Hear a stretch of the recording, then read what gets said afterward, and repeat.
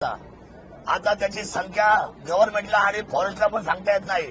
पण आमचं म्हणणं आहे 2000 रेस्क्यू सेंटरमध्ये 2000ला थांबतील. एका बाजूला नर, एका बाजूला मादी, अशा 2 रेस्क्यू सेंटर एका वेळा चालू केलं पाहिजे. आणि तुम्ही 2000 मेंबर जर तुम्ही हात टाकाल, तिथून पुढे आपल्याला कळेल की पाठीमागे काय राहिलेत का न राहिले. कारण त्यांचा अंदाज येत नाही. 5 ते 7 किलोमीटरच्या परिघामध्ये तो एक माणूस वावर करत असतो. इकडे गेला पूर्वेला का तो आपल्याला तोच वाटतो, पश्चिमेला सुद्धा तोच असतो, दक्षिणेला सुद्धा तोच. वाटताना आपल्याला 4 वाटतात, पण तो असतो एकच.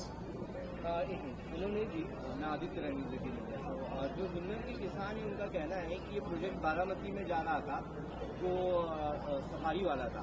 आपने उपोषण कर उस जगह पर सफारी लाई. वो जगह तो उनके लिए अनुकूल है. 80% गन्ने की खेती है. लेपर्ड सफारी अलग बात है. लेपर्ड सफारी अलग बात है.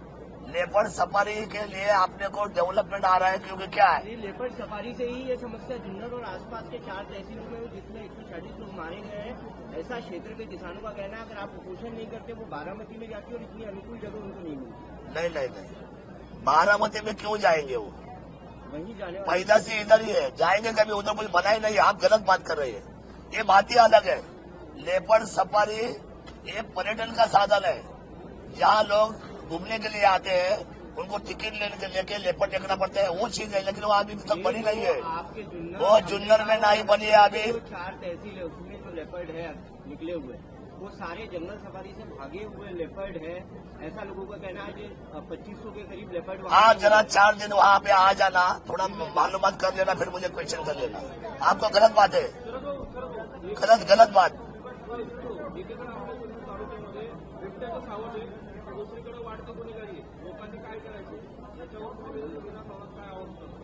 मला गुन्हेगारांची आयडिया नाही. माझ्याकडे अजूनपर्यंत तशी काही नोंद आलेली नाही. पण बिबट्याच्या बाबतीमध्ये मी आता संवेदनशील आहे आणि बिबट्याच्या बाबतीमध्ये शासनाने तातडीची उपाययोजना करावी, बिबट आपत्ती घोषित करावी आणि बिबट्यापासून आपल्यापर्यंत संरक्षण करावं, अशी माझी विनंती शासनाला आहे.